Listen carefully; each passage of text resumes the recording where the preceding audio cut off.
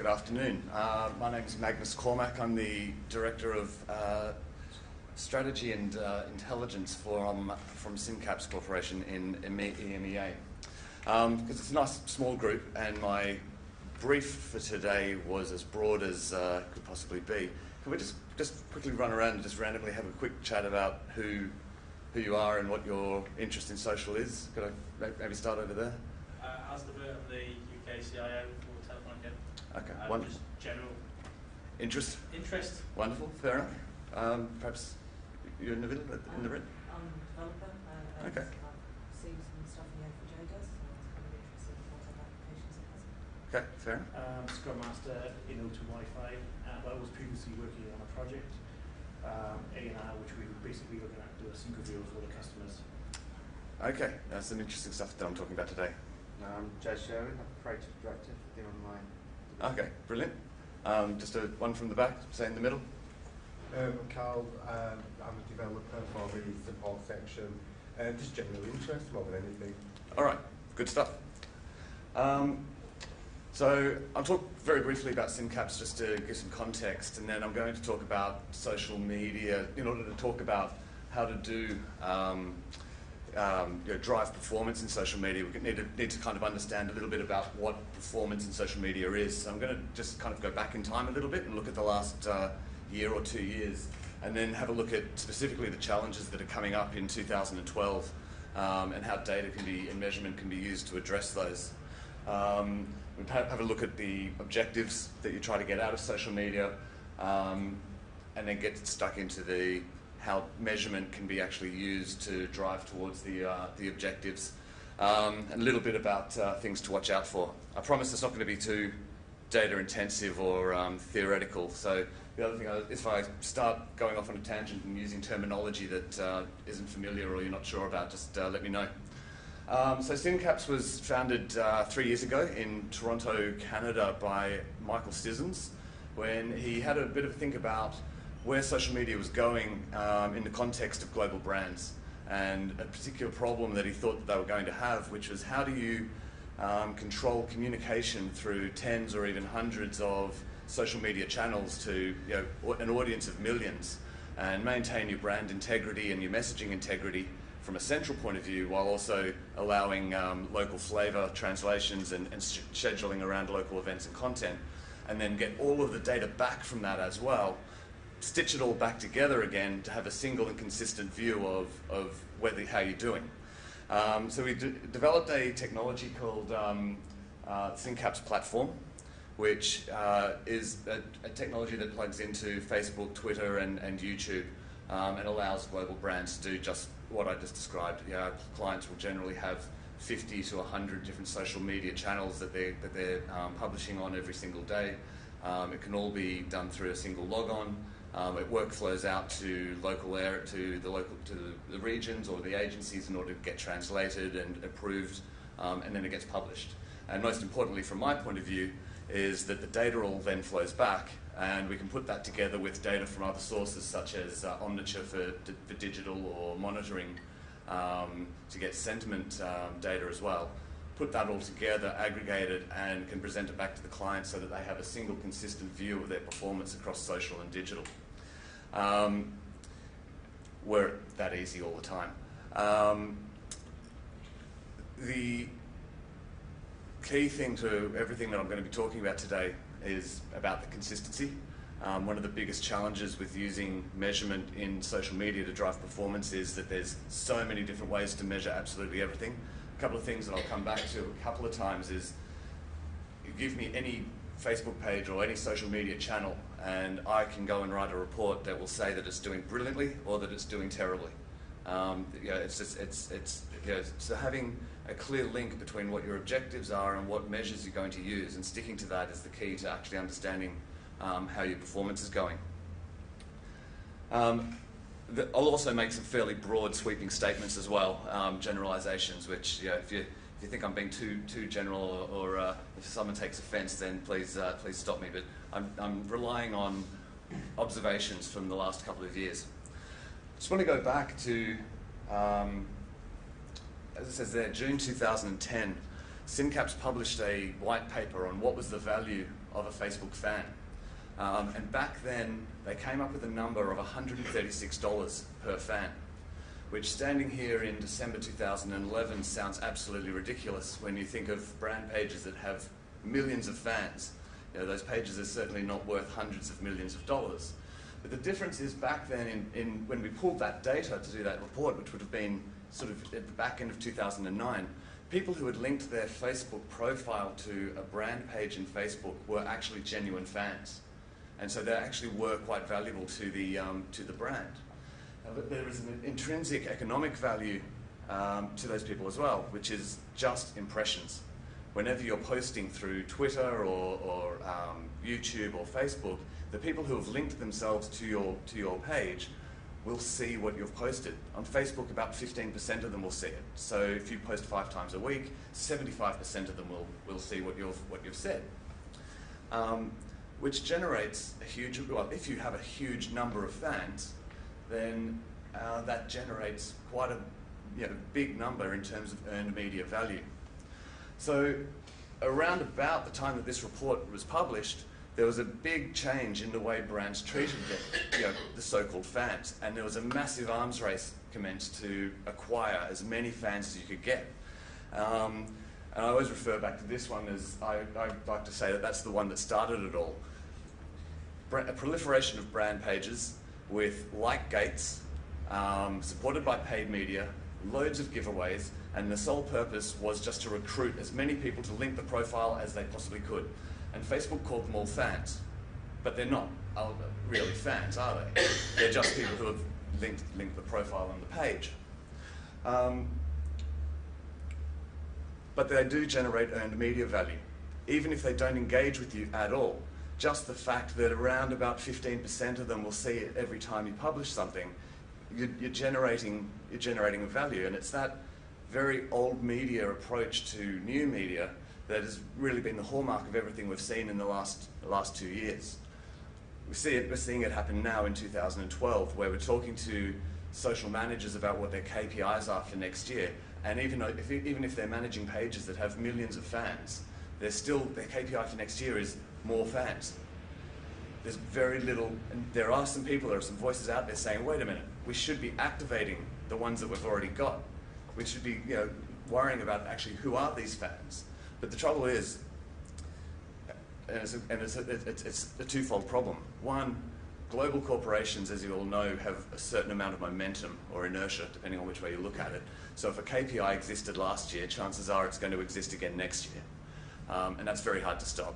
Two, what does activation of the audience mean? And how do you measure it? And what should we be looking at? Earned media value, engagement rates, likes, comments.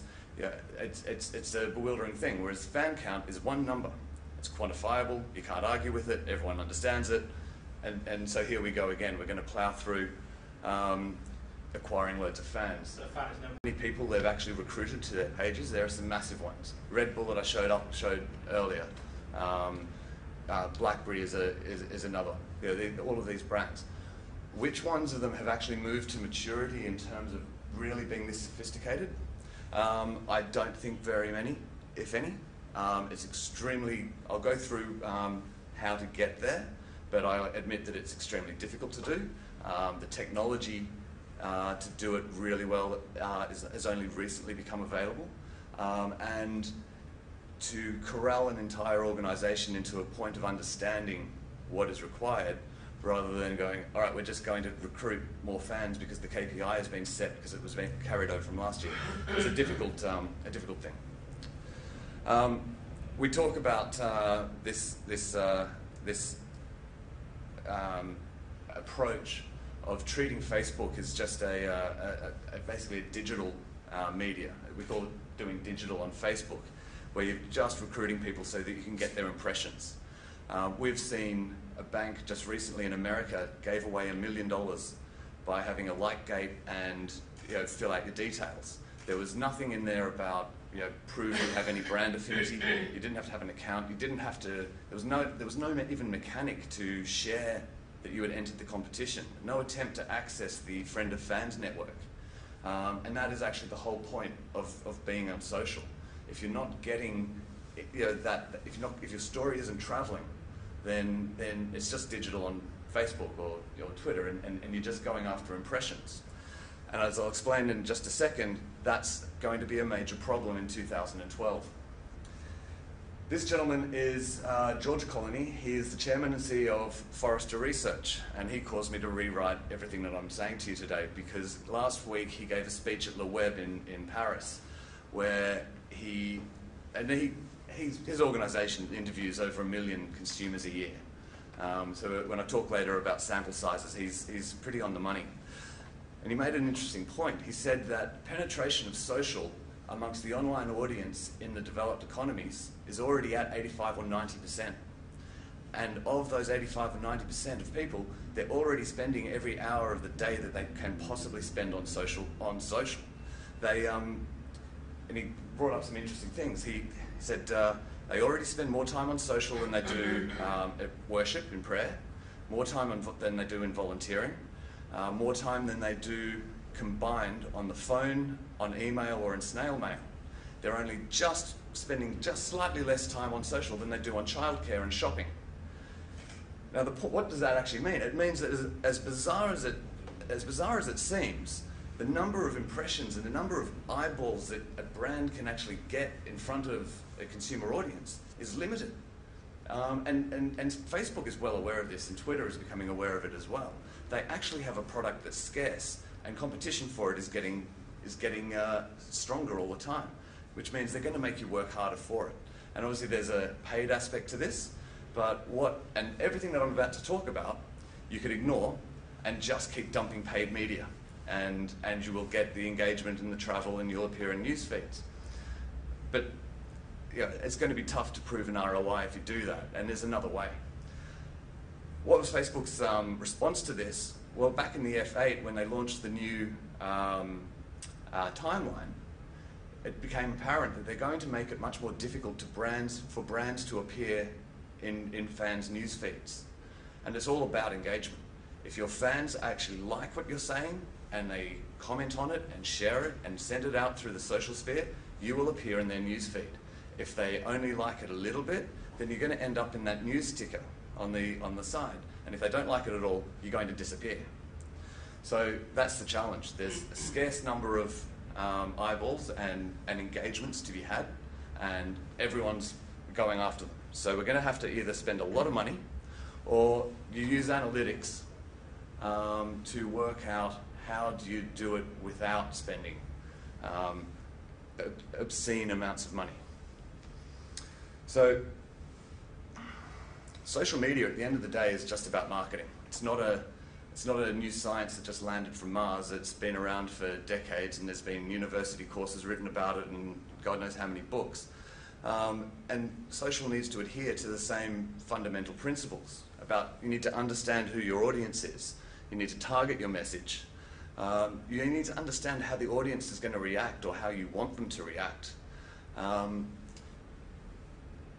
What social can do more than any other medium that I see is provide you an immediate feedback, I mean literally immediately, about whether your message is hitting home and whether it's having an effect, which gives you an opportunity to either do more of it or change course, in real time, if you're set up to react fast enough. And that feedback loop should be used to inform exactly what you do next. And what you're trying to do is basically just align consumers through the funnel. First of all, that recruitment phase back in the growth phase of a social media channel, you're trying to get as many people to come and see your brand as possible and consider it, and become aware of it. The other thing you want to really drive with social is you want to drive that retention and keep them, increase the amount of repurchasing by your existing audience. And you do that through commitment. Could be called, call it commitment, call it owning the consumer satisfaction, because obviously you can talk directly with consumers, and if someone has a complaint, they will no doubt tell you all about it on your social channels. It's an opportunity for you to actually go and deal with that and rectify a disgruntled fan, and bring them back to being committed. I won't stay on this one for very long either. The point that I wanted to make is the biggest mistake that we probably see is when we sit down to talk about social media objectives, we hear we want X number of fans and we want to have an engagement rate of X%. And my point is that that's not actually an objective. That's a tactic. That's a social goal and a tactic that you use to drive a communication goal to get you towards a business goal, which might be something around brand health or, quite frankly, just around sales and retention. Just in the use of social. Yeah. So how many companies use it like as a brand communicator, and how many actually start to use it as a sales and service interface? I couldn't give you raw numbers, and I would struggle to even take a guess, even in percentage terms. I could say that it breaks down very differently by industry. One of the things, I was getting into too much detail, so I took it out, but one of the things that I was going to show was actually how engagements differ by industry, because it's quite interesting, and the generalization from that is that things that people talk about just when they're out with their friends, if they're at the pub with their mates, have high engagement rates. Things like food and beverage, which you don't really sit down with your friends and talk about, do you like Coke or Pepsi? It's a pretty uncommon conversation. They tend to have very low engagement rates. So the way those brands within those industries, what they're trying to do is quite different. A consumer product company, it's entirely possible for them to be eyeing off Facebook or e-commerce, which is a different way, because you can actually sell your product through the digital sphere.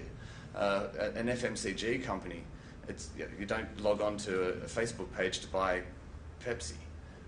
So those companies that are at their heart marketing companies tend to be more marketing orientated on their social channels. I guess if that makes sense. One of the things. This is just a quick mention about the way we like to work with our clients. We sit down. We quite often see somebody will come along and say, we want to build a tab or an app or do a takeover in a YouTube, and they've got a design and it looks very bright and flashy and incredibly exciting, and it's going to cost $30,000 or $40,000. And they want to go ahead and build it. And there's no consideration back to actually what they're trying to achieve by doing it. It's just because it's flash and exciting. And then afterwards there will be a kind of a retrofit of, well, we hope it's going to get engagement or attract a whole load of fans. What we like to do is start off with the business goals, get every bit of data that we can get and build up and do a gap analysis between how your social performance is today and where you're really trying to be in terms of your objectives. And we use that gap analysis to form the first brief. We sit down with as many agencies as we can to work on a collaborative response that's not just in social, but it's across digital and media and everywhere else in the organisation. You have to establish the benchmarks, which I'll talk about in a second, and the success criteria of how you're going to judge whether this project was a success or not. So when you execute and measure and you do another gap analysis, whether it worked and why it worked or didn't work and why it didn't work is what forms the next brief. And by doing this, everybody is locked into a cycle of perpetual improvement, or at least not repeating the mistakes of the past. So, how do we get from objectives to actually sitting down and looking at data to start talking about, what is the performance of social? The first thing is know your audience.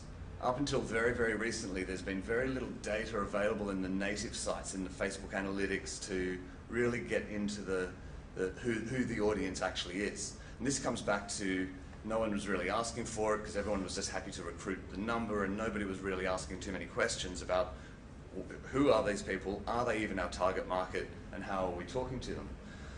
We go and extract every comment and every like and every little bit of data that we can off the pages and build a profile of who's actually engaging with your brand.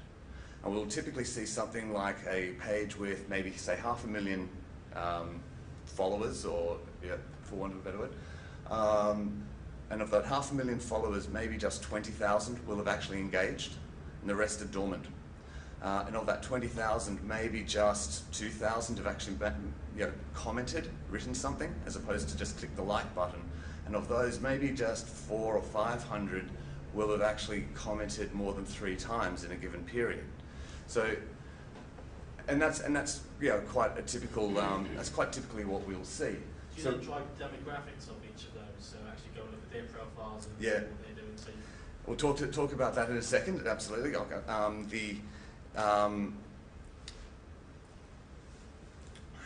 Sorry, just lost my train of thought. No, that's okay. So you can get the demographics, and always have been able to get the demographics off the Facebook and Twitter and YouTube. We do try and go a lot further than that, and actually, so what you've been unable to get until very recently is all of the comments by a particular user. So we're able to go and look at a page that we've been managing for a couple of years and extract all of the comments by any one particular user and start building a profile of them and look at the tone of those comments and also the frequency with which they comment, and start building a profile of who are the people who, how many of these potential influencers are there, and start proposing strategies to build that group. If it's 500 this quarter, let's try and get each of them to recruit another one, so it's 1,000 next quarter, and then 2,000, and just build a profile of what kind of how do they actually engage with what we're saying. I wanted to make a quick comment about not taking too seriously negative comments that are on your pages. People have an affinity to the brand that they've connected to, and we often say that people who have taken the time to actually comment negatively on your fan page are probably genuine fans who are just feeling a little disappointed. And it certainly isn't an indicator of poor performance. Given this one that I've just got off the O2 page today, I don't think I've ever posted on a telephone company's Facebook wall that I was pleasantly surprised over the weekend while I was sitting in the Cotswolds to find out that my phone signal was incredibly strong. People only do it when they're disappointed, but actually they're indicating a willingness to communicate with you, which is an incredibly positive thing. To your question, where you can go with this from here is to do a full social segmentation study. And this starts building an incredibly deep profile of the people who are your audience. As long as you can get a big enough sample size to make it relevant, then you can really start working out not just whether they're actually your target audience and valuable to your organization, or if they've just been recruited to your page because of giveaways, but also you can start seeing their social activity, which means that how influential they are. And then you can start talking about strategies to move people from that lower box into the high activity and high value box. One of the key things to do that, we've all seen this before, right, is the allow permission. Facebook's lawyers have made it extremely difficult for you to know your audience. And I would as well if I was sitting on that much personal information. But if you can earn the trust of the people that you're trying to communicate with so that they will give you this allow permission, and the most important thing I'd say on this is not be greedy with how many things you're trying to give yourself access to. Because you quite often see this where an application will ask to give themselves access to basically everything, which is a huge turn-off, and you end up getting less data rather than more. But if you get this, then you unlock a wealth of information about how big is that person's social network, how likely is the thing when they start commenting on something that will be reshared and will propagate through their social network. We put together what I was talking before about the comments, the frequency and the reach and the tone, putting that together with the size of the social network and the propensity for it to travel, and it generates a profile of who are your true influencers and advocates. And those are incredibly valuable people to know, to identify. The second part is about knowing what you want to say to them. And this is actually fairly straightforward, but is very rarely done. The content, it's about organising the content, having all of your content stored somewhere that you're publishing, and classify it by type. Is it a question or a statement or a video? And subject, is it news or advice, product or lifestyle? And then track what happens to it. Track how many likes and comments and shares it gets, whether the comments were positive and negative, how many click-throughs, video plays. Also things to track are things like the day of the week that you posted it and the number of words. And this will actually build incredibly, over time, it takes some time to get all of the data, but it builds an incredible profile of what type of content is activating the audience on your page and how do they react. Certain things, do they react more on days of the week? Do certain subjects generate negative comments more than positive comments? And if you put those two together, the deep profile of who your audience is and what's activating them, and it's a hell of a lot of data, but suddenly you're in an incredible position to activate that audience and drive social performance, going forward in 2012. So you're not relying so much on paid media, and you're getting more engagement from a broader audience segment. I'm going to talk briefly about, as I said earlier, there are so many different individual measures to look at. I'm not going to sit here and go through each one and different versions of each one on different things. I just wanted to call out a couple of things that you need to be paying attention to. I talked about virality and how far is your content actually being socialized and moving through the social sphere. And I talked also about how I can take any social channel and make it look good or look bad. This is one that I was looking at last week. It actually looks really, really positive. It's got high audience, very high engagement rate. It looks like it's doing actually wonderful things, except for one thing. What that curve is a demonstration of the reach and what's generating the propagation and the fanning for that page. And that's all paid. All of it is paid for. If they turn the paid media tap off, then almost the entire page stops. So keeping an eye on how addicted to paid media is your page is an incredibly important thing. I'm going to touch on monitoring and sentiment. It's incredibly important, I think, over the next 12 months and certainly 2 years. The technology to monitor what the conversation in the social space and give really valuable feedback about what people are saying, what's making them say it, and the sentiment that people have to your brand is going to be incredibly powerful. Just at the moment, there are huge limitations to what the technology can do. This is one of my favourite ones. I have to admit, I actually toned this one down and took a whole bunch of expletives out of it. But you can see the challenge when you're trying to read millions of conversations in cyberspace, and a computer is doing the reading and it's trying to deal with this stuff. It is one of my favourites, though. So how does it do it now? I mean, do you do a lot of manual work as well? Get a sense of it? I think I had thought that question might get asked, and I had a bunch of slides in the appendix which I've taken out. There's a number of different tools, from Radian 6 to Synthesio, the newer ones called Crimson Hexagon, and their methodology is different. Some of it is just it's a computer program that has been told to look for specific words, like this, and try, and it's really more of an assessor of tone, through to human-coded versions where it starts bringing in all of the feeds, and what you need to do is have a whole bunch of people sitting there and tell it that's positive, that's negative, etc. But those ones are still actually reading, and computers don't read very well, and I don't think they ever will. Some of the newer stuff, and why we're quite excited about it, is some technology such as Crimson Hexagon that's starting to come out now, where it's actually just trying to pick up patterns in the language. And you do that human coding thing again. You have to tell it this one's positive, this one's negative, and this one's neutral.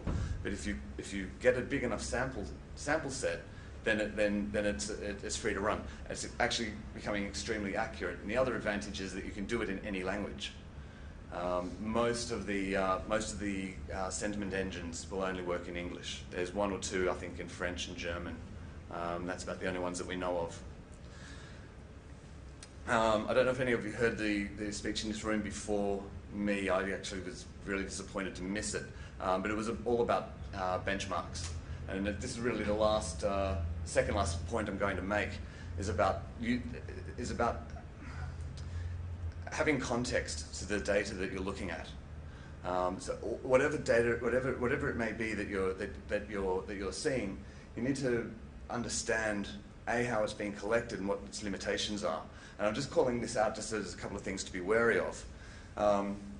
There's a sample set down there on the left-hand side of data, which is made up but actually based on some real data. And the presentation at the top is actually the way that this was presented back to the client, not by us. But so you see the results at the top where they've gone 10, 20, 30, 20, 70. So it's like, okay, we've had a really flat year and then everything came home at Christmas. Okay, great. If you're looking at the percentage change, then they went up 100%, then they went up 50%, then they had a slight fallback, and then they had a massive come home again. Again, it's kind of encouraging management to ask the wrong questions. What were you doing, during the year, and why was December so good? This is what the data actually looks like, if you look at it in a linear fashion. And as you see, there's those boxes are the months that have actually been presented, but there's huge questions to be asked, to be answered, that you just don't get if it's being presented to you in that format. And the last line there at the top about the averages is just about having a benchmark. Now, I'm not going to go into how to do benchmarking. Needless to say, there's any number of ways to do it. You can compare yourself to your own industry performance, your own company performance, past performance, and you can get incredibly sophisticated with it as well, doing regressions to make forecasts. It doesn't. And you can argue, which one is the right one at any one time. It doesn't matter as long as you have one to give context to everything that you're looking at. And we do encourage just to always be asking the questions of data that's presented of you, and be careful of confirmation bias. Things like this is a bit of a classic one. Definitely would buy. Actually, only 70% of people will. And just, so if this data is being fed to you, always ask about the science behind it and about the validity of the data. Last thing actually I wanted to talk on that was about qualitative analysis. And the reason I bring this up is because measurement in social is incredibly nascent. If social has been around for just a few years, serious measurement of it is even younger than that, as opposed to marketing data analysis in old media or through the rest of the marketing mix that's been around for decades and has been really tried and tested, and the science is extremely solid. There's a lot of new stuff coming out in social that hasn't been tested, and there's a lot of new companies that are very good at presenting data, but haven't necessarily had the rigor of some of those old traditional media companies. So the last thing I'll say is, if it's qualitative, if there's a mention of a sample size, and remember what I said earlier about doing segmentation analysis, only trust it if the sample size is big enough. Always ask them, how big is the sample size and what is the margin for error? And if they give you the answer of our study says this, and it's a particular point in time, or it's a true or false, then get quite wary, because it's all got to be within a range. And if you're going to use that information to drive your business performance, you need to understand what that range is.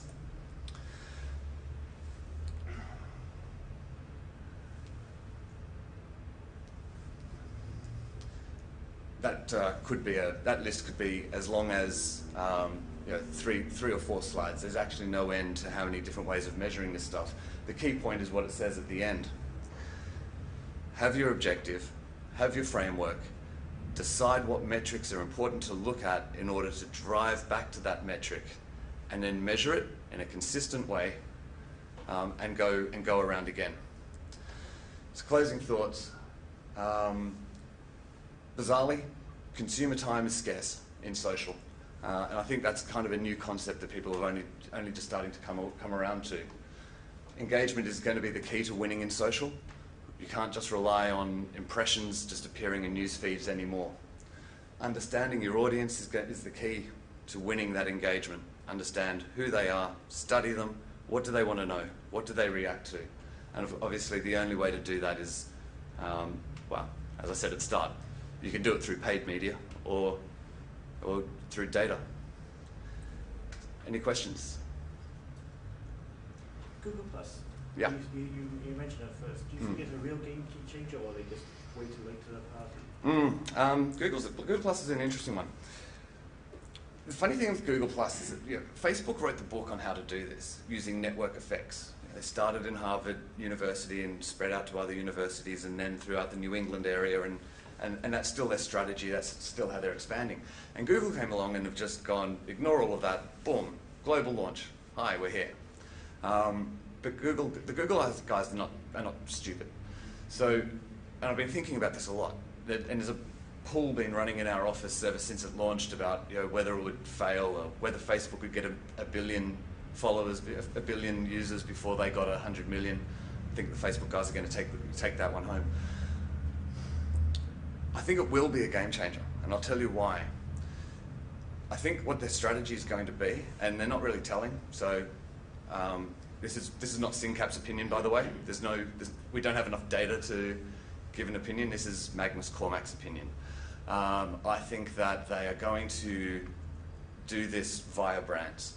I think they're going to go to brands and say, all of your digital and search and social data and media all in one place. We're going to give you incredible audience insight about people who are searching for your brand on Google and who are looking for it in social. And I think that's going to be and I think they're going to be able to offer a value proposition that the others can't offer to the brands. And then it'll be up to the brands. They've just spent 2 years spending God knows how many millions recruiting fans to Facebook. There's no reason to say that the brands, if Google makes it worth their while, won't do it again to get those fans to come to Google+. So, I mean, watch this space. Because then I think YouTube has a role to play in this as well. YouTube's an interesting one. It's obviously the most valuable media. Video is the most engaging, interesting thing that you can look at, as opposed to a little Facebook post saying, "Aren't you glad it's Friday?" Like if you're going to use your phone or something like that. YouTube at the moment is basically being used by most brands as a depository of all of their video content, and it just sits there. No one really looks at it in YouTube. They link it out to Twitter and Facebook. Except I guess with Google Plus now, there'll probably be full integration between the social page and the YouTube channel. So look, your guess is as good as mine. No. I think Google, they will not let it fail. They've got too much riding on it. I don't think it's going to happen, in Q1. It may not even happen in all of next year. But yeah, I think it'll happen. Where do you think social will be in a year from now? Great question. So overall, since going all the way back to the value of a Facebook fan back then in 2009, overall engagement rates of in social have been falling. And I think this is just a stabilization of the entire thing. It doesn't mean it's becoming irrelevant or people are getting bored of it, but it's just everyone got a bit too excited at first, and now everyone's sort of plateauing out. I'd really advise you to go and look at that at the talk at Le Web by George Colony from Forrester, because he goes into that in some depth. What does saturation mean for social? And he starts talking about there's going to be a shift in the technology and a shift in the product so that each hour that a consumer spends in social has much more utility. And he openly predicts the demise of Foursquare and various other social devices that he just calls time wasters. He says and I think Foursquare is a bit of a shame, because I think that if they'd integrated their product into some other things a bit better, then they probably could have been a really powerful thing. But they're still really a bit of a game. So he's saying they're dead. All of this stuff that's just a bit frivolous and is a waste of time will end as well. And so it'll just be a much more intense experience. Do you get involved with political parties at all? That's a yes. Well, I can categorically say that we are not at the moment. It's obviously It's back to Sean Parker on the web saying the next American election. Yeah, sure. There's been a lot of conversation about how you would use technology like ours to do that, to address those sort of questions. It's only going to get bigger, absolutely, and for them more so than anybody else. Those questions of knowing your audience, knowing what you want to say to them and how they're going to react, and get them to propagate the message is more important there than probably anywhere else. And they have a limited pool of funds. Although obviously their fundraising machines are pretty impressive, they're not going to be able to just dump hundreds of millions into paid media. They've also got very tangible outcomes they want to. Absolutely, and yeah, for a finite period of time. Yeah. So you mentioned before about how it's moved through 3 distinct phases in social media through to maturity. Mm-hmm. Where would you rate O2 on the scale at the moment? Well, I really can't actually answer that question, because we don't work directly with you, and I was advised by my boss not to get too deeply into it. O2 has a great reputation in this space for being very aware of what they're doing. Some of the previous campaigns that are on the Facebook page that are more about grassroots engagement is actually, I mean, to see some of the biggest marketing companies in the world now, like Coke and Pepsi, are actually just starting to do some of that sort of stuff, because they realize that just getting people to engage with your brand is it's tough. You know, you can't keep hitting them over the head, so you have to start doing stuff that's going to get them interested. And community activation, especially in these times, is a really clever idea. And O2 did that. You know, it was a year ago, I think. So, in pretty good shape, I would have said overall. All right. Thank you very much. Thank you.